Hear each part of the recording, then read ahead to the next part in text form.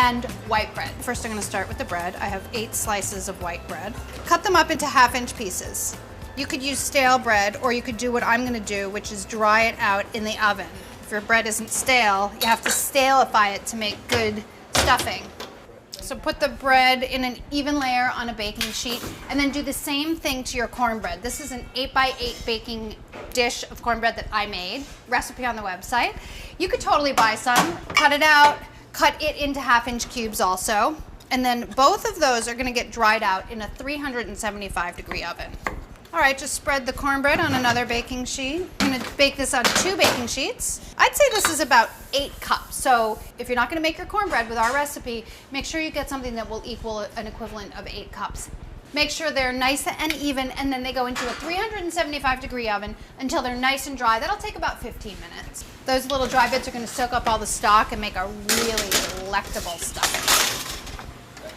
All right, while those bake, you can get the rest of your stuffing ingredients ready. What am I adding to this? Bacon, my favorite ingredient. You need 4 pieces of bacon.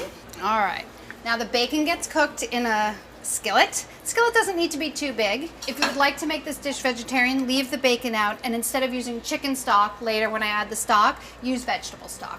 This needs to cook for about 5 minutes until the fat is rendered and it gets a little crispy. So while that's happening, I'm gonna ABP over here and cut up some veg. Dice up 1 medium onion.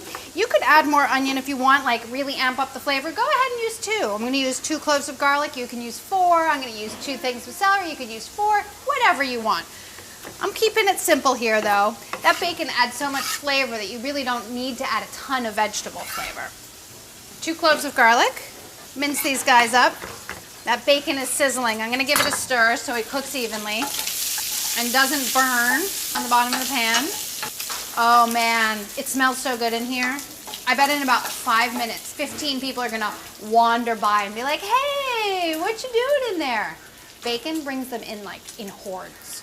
Back over here in the vegetable land, I'm gonna cut up 2 stalks of celery. Trim the ends of the celery stalks off and then cut them up into pieces. I can't really remember if they're supposed to be sliced or diced, so I'm dicing them, but you can slice them. Alrighty. The bacon's cooked enough, so it's time to add the vegetables. The garlic, the onion, and the celery can all go in at once. Just start that cooking and you can chop up some fresh sage. You're gonna need a tablespoon of fresh sage. If you don't have fresh sage, you could replace it with dry, use about a teaspoon. And then that can go right in with your sauteing vegetables. Just stir in your sage. The veg need to be translucent, which they are, and so we're ready to turn that off. I wanna chop up some parsley though before we start mixing anything. Just shave the leaves off of the big stems and then chop up the parsley. Make sure it's clean because gritty parsley is hideous and ruins any dish that you add it to. But make sure it's dry because wet parsley is almost as bad as dirty parsley.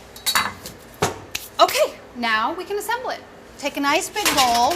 This bowl is the biggest bowl that I have, so I'm hoping that it's close to big enough. Add 2 eggs. You want to whisk these eggs lightly. Whisk the eggs. Get them all nice and broken up. Then you can add your vegetables. So add your veg, stir them in. You might want to let them sit just a couple minutes before you add to the egg so it doesn't cook. And then your parsley. And then it's time for the bread. Nice and golden. All right, and they can go right into the bowl.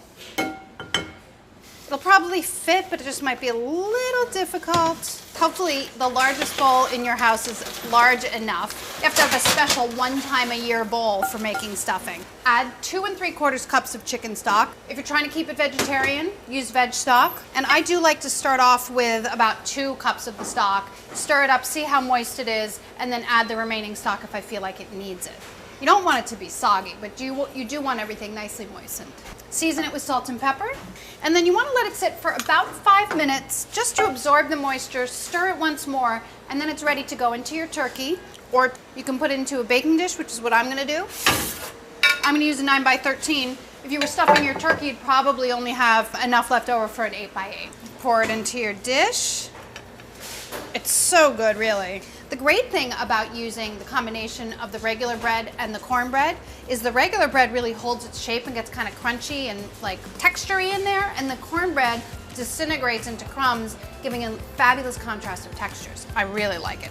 Bake this off at 375 degrees for about 20 to 25 minutes. It's gonna get nice and golden brown on top and a little bit crunchy.